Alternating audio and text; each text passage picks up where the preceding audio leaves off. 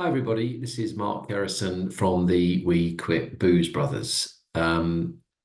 Just a few words. Matt and I recorded a conversation over the weekend, the title of which was 10 Signs That You Might Be Drinking Too Much. And the conversation was a good conversation, but it went on for quite a while. It lasted almost an hour. So I decided that I would break it up into more manageable chunks.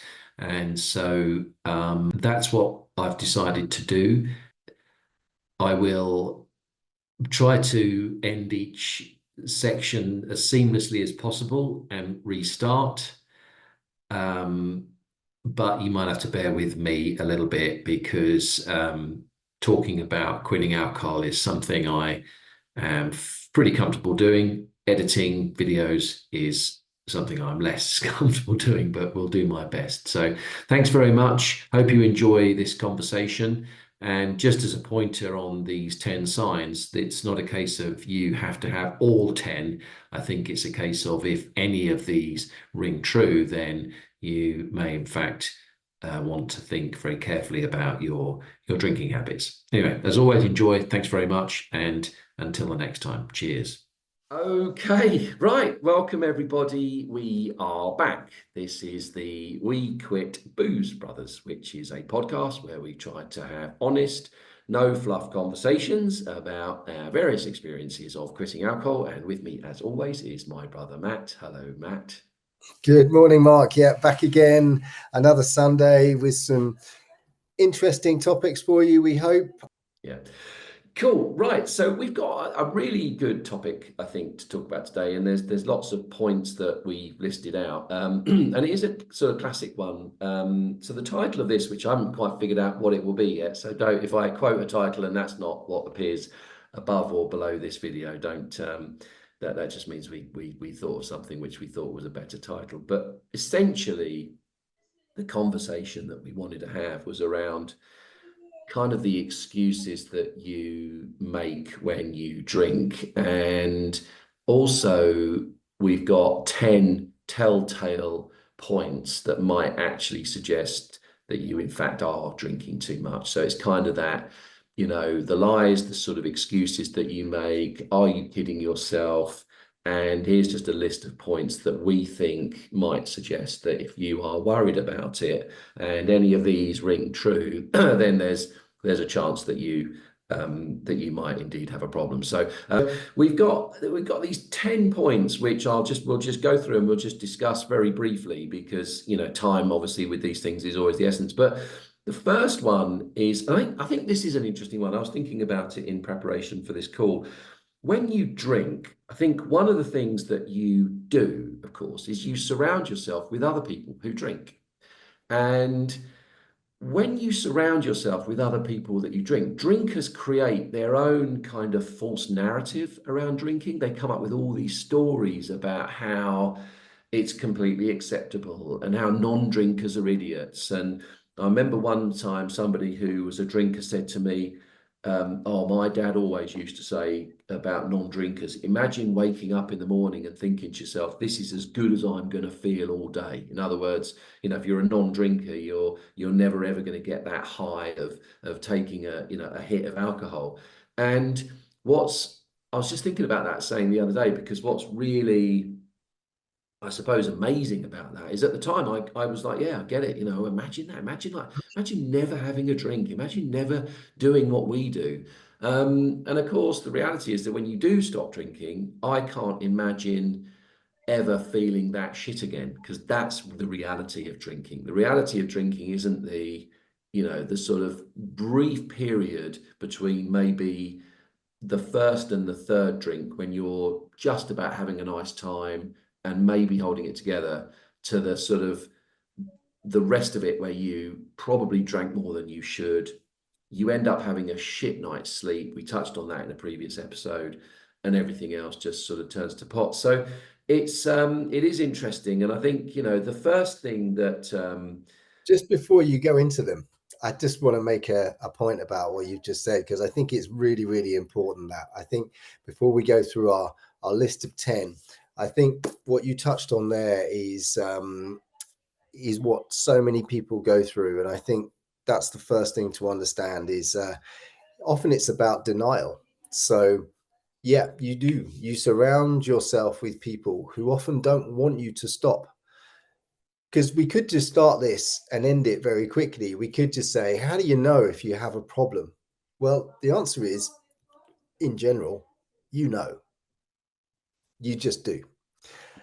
But actually, there's so much more to it, and that's what we want to go through today. So I think denial is such an important thing, and often, you know, I can remember going into the pub, seeing someone who I knew, you know, they're pleased because they know they've got a drinking buddy who's just turned up. You know, you're welcome like you've just won an Oscar. Here he is, come on, you know, oh, we get what you having, you know, and all that, and then you get caught up in the whole thing of it, and and that leads to that denial as well. It's that, oh, you know, well, I'm part of this group, I'm part of this, he's doing it, I'm doing it. You compare yourself to others as well. So you're like, well, I don't drink much as Fred, you know, he's in the pub every night, or I know he drinks 2 bottles of wine every day, I don't drink that much.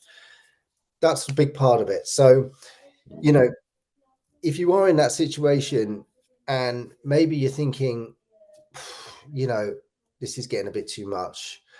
Well, here's the 10, you know, here's our list of 10. So I'll let you take over again. It's exactly that. Yeah, the peer pressure of being surrounded by a group of people who also drink will inevitably have an impact. And so we'll list these not in any particular order, but you know, these are 10 points and they're in your book. So taken from there, and we agree these are real telltale signs. So the first one is you start drinking on your own. In fact, I can remember saying to you, when I was a drinker, I remember saying, do you know what one of the most underrated things in the world is? Drinking on your own. And when you're a drinker, drinking on your own is kind of lovely. And it's not just the fact that there isn't anybody else around you. It isn't the sort of semantics of just because there's another person, suddenly drinking is fine. I think what drinking on your own represents as a drinker, and to me, what drinking on my own represented as a drinker was total freedom. No pressure, didn't have to be anything. No one was going to say anything. No one was going to comment. I was the custodian of my drinking, and it was fucking great.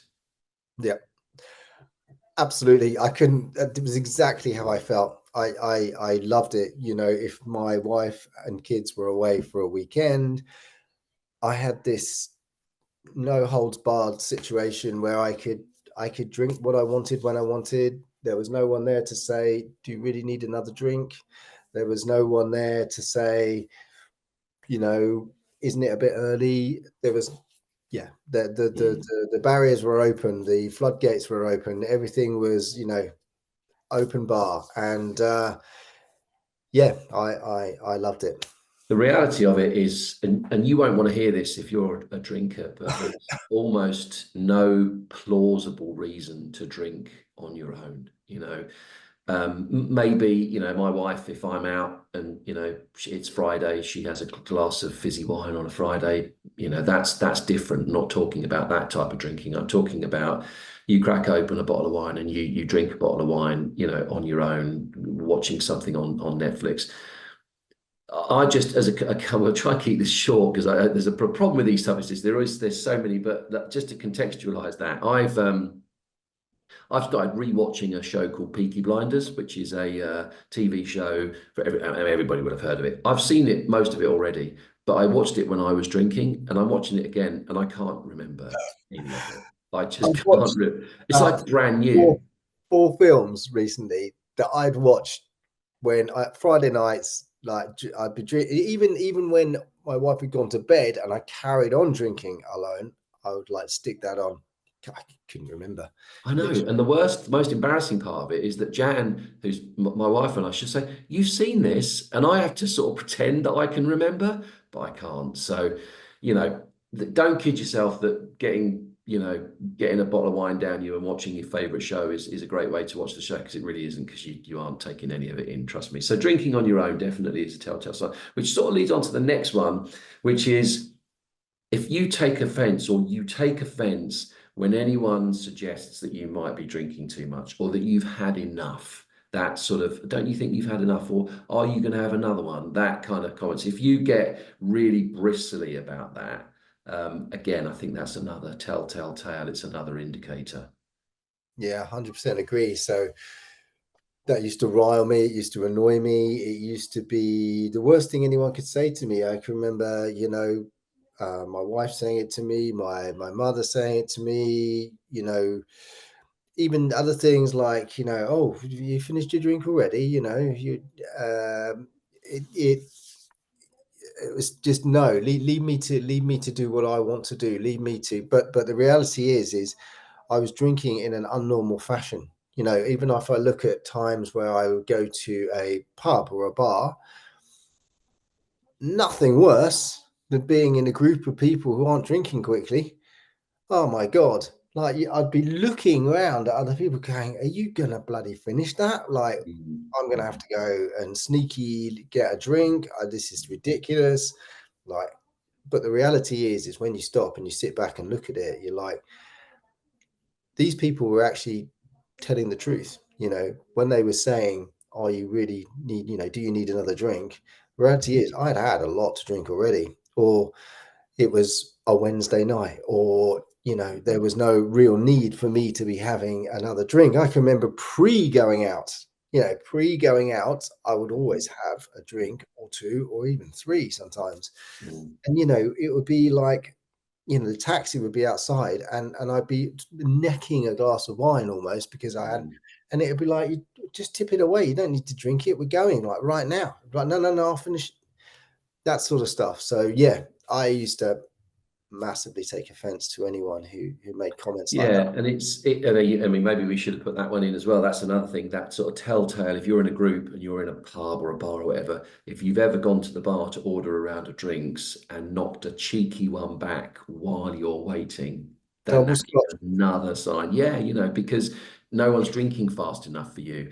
And the reason why, just to sort of add a bit of context to it, when you do take offense, and I've been there, the reality is it's because it hits a nerve. It's because it's dialed into, when you're insecure about something, they're the things that we'll get upset about. If somebody says something to you, whatever it is, and it taps into one of your insecurities, you're going to get a reaction. You're going to get a reaction, and normally it's not a good reaction. And I know just because of some of the work that I've done myself post drinking about building up and sort of providing creating mental tool sets in order to deal with things that people can say things to me now which I would have not necessarily even related to drinking, that might be sort of close to the bone in terms of previous insecurities that I've had, and I'm able to be less triggered by them because I've built up a bit more confidence, or less, I'm less insecure about those issues.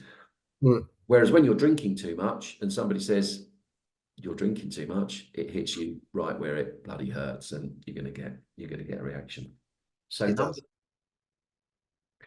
okay, guys, thanks very much. So that's the end of part one for this episode, and part two will be with you very shortly.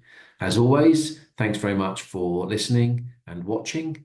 And if you could help us out by doing all the usual things, clicking, subscribing, commenting, those sorts of things, help us to get the content to as many people as possible. Thanks very much, and until the next time, bye for now.